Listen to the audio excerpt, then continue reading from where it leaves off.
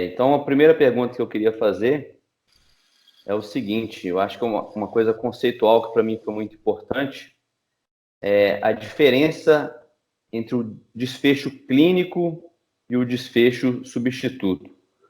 Como que você pode exemplificar isso para a gente, para quem está querendo aprender um pouco mais a respeito disso?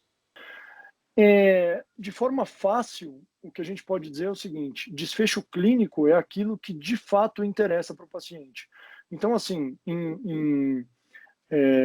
vamos dizer, em matérias mais clínicas, seria AVC, internações, morte, tudo isso é muito importante para o paciente. Ele quer saber se ele vai estar vivo ou se ele vai estar morto daqui a 5 anos, ou com qual qualidade de vida, se ele vai, a chance dele ter um AVC ou dele ficar internado.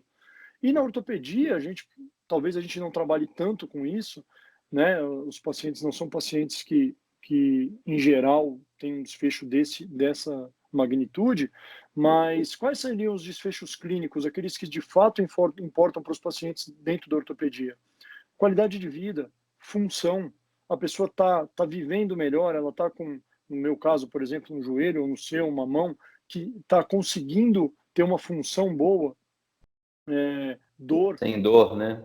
não tem dor, talvez internações, se a gente falar principalmente de casos cirúrgicos que talvez demandem mais internações. Então, isso são desfechos clínicos. E o que seriam os desfechos substitutos? Nas matérias clínicas, a gente poderia falar muito de exames, né? Exames de sangue, então, um hemograma, às vezes um colesterol, uma glicose, né? A glicemia, né?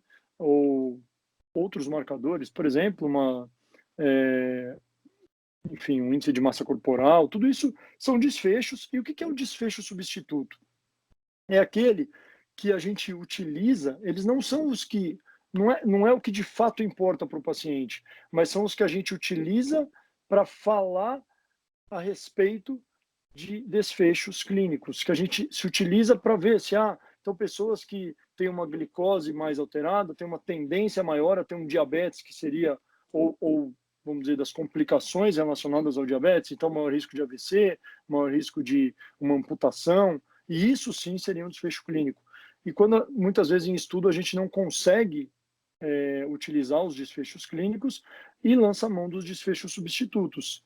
Na ortopedia, o que se usa muito? Então, usa-se muito, por exemplo, densidade óssea, com estudos que vão falar a respeito, por exemplo, de pacientes com osteopenia ou osteoporose, e vão falar de densidade óssea, ou ganho de massa óssea ou ganho de massa magra, cartilagem, se a cartilagem está melhor ou se a cartilagem está pior. Percebe que isso não é uma coisa que de fato importa para o paciente? Ele não quer saber se a cartilagem dele está melhor ou está pior.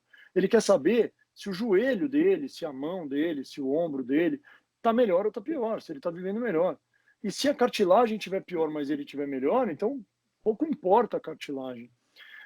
Embora, boa parte das vezes, a gente infira a condição da cartilagem como algo que possa piorar a vida do paciente. Então, a gente utiliza de um desfecho substituto para inferir um clínico. Só que não é bem assim. Nem sempre as coisas são assim. E a gente sabe que muitas vezes é difícil você fazer estudo científico colocando os desfechos clínicos, porque é difícil de você fazer, demanda mais tempo, é mais caro. Tudo isso acontece, a gente sabe disso. E aí, muitas vezes, lança-se mão de desfecho substituto. Só que a gente também sabe que a indústria, espertamente, utiliza disso, muitas vezes, para conseguir passar coisas como, por exemplo, medicamentos, suplementos ou até procedimentos que você não tem o desfecho clínico, então você lança a mão do substituto. O problema é qual o nível de importância que a gente tem que dar para um desfecho substituto e para um desfecho clínico.